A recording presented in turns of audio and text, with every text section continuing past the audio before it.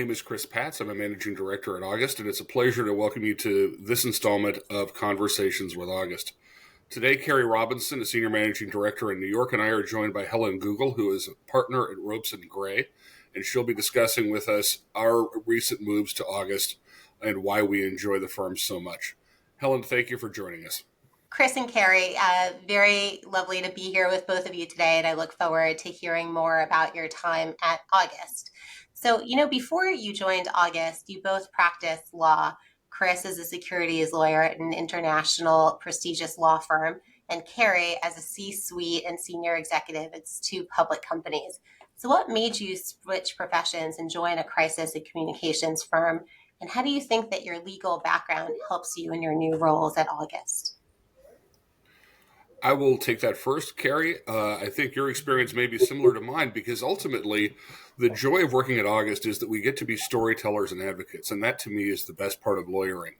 Having been a litigator for many years, I found that the time I spent on my feet in front of clients, the court, the opposing party was by far the most fun, and I was looking for an opportunity that allowed me to continue in that manner. August is an incredible team with people of legal backgrounds, business backgrounds, deep expertise in a variety of fields, and working with a group whose business is storytelling was the fundamental appeal to me. I found over the past 6 months that is what I've been able to do, and it's been a real pleasure. So I practiced law for more than 30 years, and when I retired from my last position as a general counsel, I was open to doing something different. And somewhat fortuitously, I met the team at August and really liked them. I thought it was a great fit and a natural transition from the work I'd been doing as a lawyer. I bring a unique perspective to August because for so many years, I've been the client and I've worked with senior leaders and board of directors and communications experts on all flavors of crisis. On your question about whether it's advantageous to be a lawyer, I think very much so. I think it gives August a competitive advantage. Both Chris and I have legal backgrounds, but there are other members of our team who also have legal backgrounds. And I just think, and Helen, I'm sure you can understand this, we understand the legal issues. We understand the process. We work very often with outside counsel and with general counsels of companies. We don't have to be told what we can't say because it's not either appropriate or complementary of the legal theories. And so I think it's more efficient. It's time saving, and I agree with Chris. It's fun to be on the storytelling side of the profession. Not to mention getting away from the billable hour. So, as I know from personal experience working with August, you work on a very wide variety of matters on behalf of clients. Can you tell me a little bit about some of the various subject areas that August covers and what you've enjoyed working on the most so far? I'll take it first. August works on a broad array of matters: litigation, government investigations, internal investigations, cybersecurity, M&A, restructuring, bankruptcy, crypto. I personally have worked on almost all of those subject matter areas in the totality of my career. But I would say that my core areas of expertise are litigation, government investigations, governance, and cybersecurity. And I've worked on a little bit kind of all of them so far here at August, and have enjoyed it very much. And what I really like about it, Helen, is, facts are critical to telling the story also, and to being the lawyer for a company from your perspective. It's so interesting to me to get to learn the facts and to get to learn and get to know the client and their different personality, and it's particularly rewarding if you have a happy client and a happy outside counsel at the end of once you emerge from the crisis situation. Another interesting feature of August is that it's a boutique firm. It's a spinoff from a much larger firm. So, Chris, I wonder if maybe you can tell me a little bit about how that factors into some of the benefits of retaining August and what you think an outside counsel or a GC might consider when deciding what sort of crisis communications firm to go with. I think the chief benefit is that you have the A team. Coming from a big firm environment where you have an awful lot of overhead and an awful lot of training that has to go on for the large number of people working there, you, in that situation, have to pay for that overhead as a client. As a client of August, you have the people who have the experience, and they're the ones working on your matter. As a result, we are able to do things very efficiently.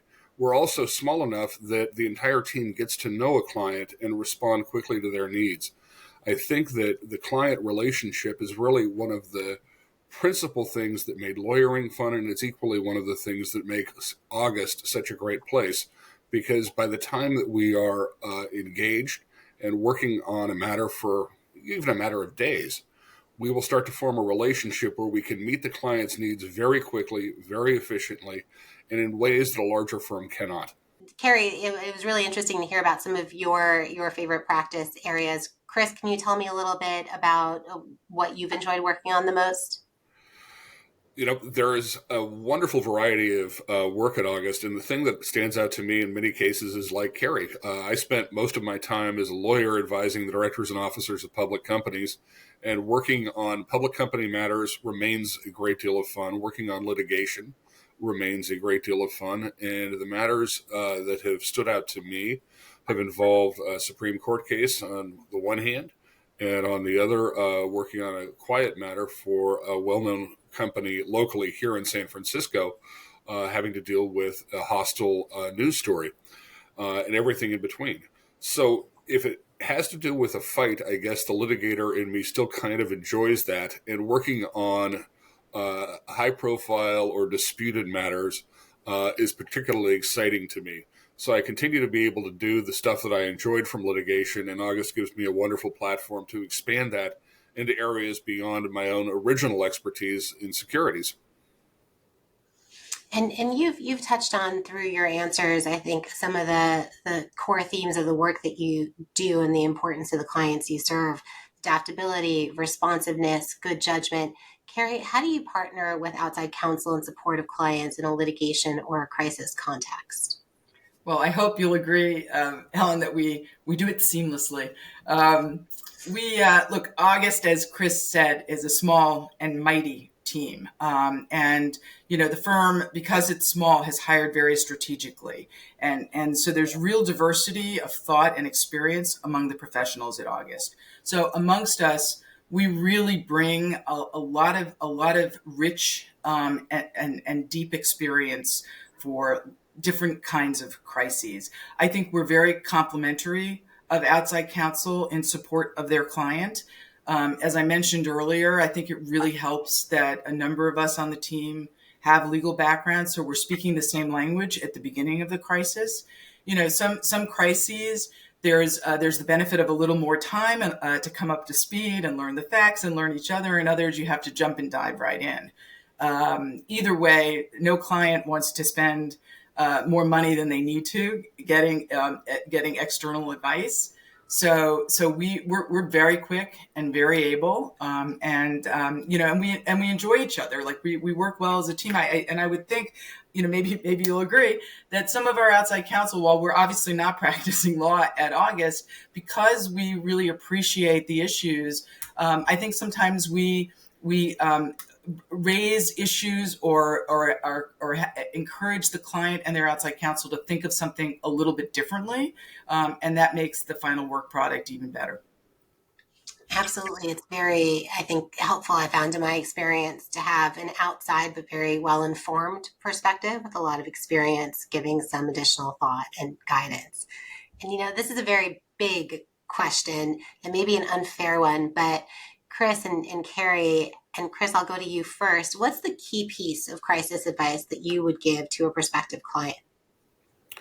Be prepared. It's kind of like the Boy Scouts in a way. Preparation will save an awful lot of trouble when a crisis happens, because they come out of nowhere.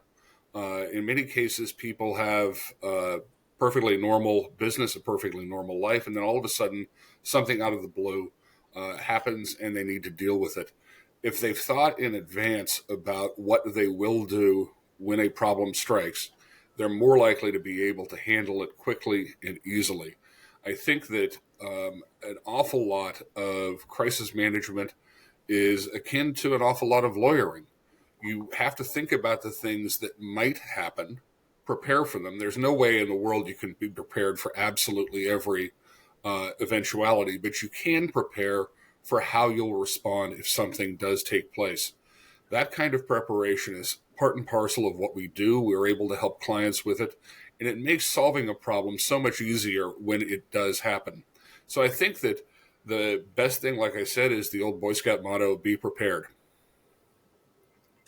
And I'll completely agree with Chris on be prepared, but I'll amplify on his answer. Be prepared from an internal perspective means a company should think through the kinds of crises it may encounter and know who its resources are, and how they may respond to that crisis by putting plans together, putting teams together. Externally, I think it's critical that firms consider in advance who their experts are going to be. Who is their outside counsel going to be? Who's a forensic expert if that's required? Who's the communications team, internal or external, if that's required, which it usually is in time of crisis. Sometimes you really don't have the luxury of time. And so a client really can't do a beauty contest in the moment. Like, for example, a cybersecurity event.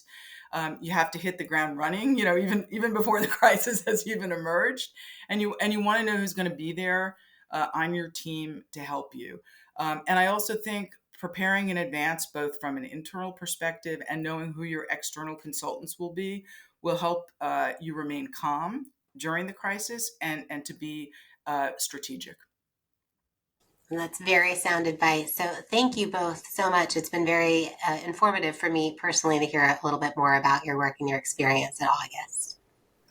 Helen, Thank you. thanks so much for joining us. Chris, great working with you. Likewise, it's a pleasure. Thank you very much.